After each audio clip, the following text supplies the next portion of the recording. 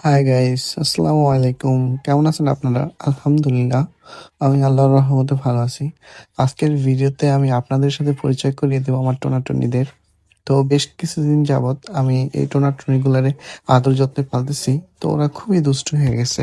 এখন শীতের সকাল, তাই ওদের রোদে বের করে দিলাম। আর না হলে তো ওরা বন্দি থাকতে থাকতে অসুস্থ হয়ে পড়বে। তো ওদেরকে যখনই আমি বের করি না কেন, ওরা সারা বাড়ি দৌড়ে আমাকে পাগল করে ফেলে। এই ছোট্ট টোনাটুনির বাবুগুলা যতই দুষ্ট হোক না কেন, আমি যখনই ওদের আদর দিতে আসি, ঠিক তখনই ওরা সব এই জায়গায় চলে আসে।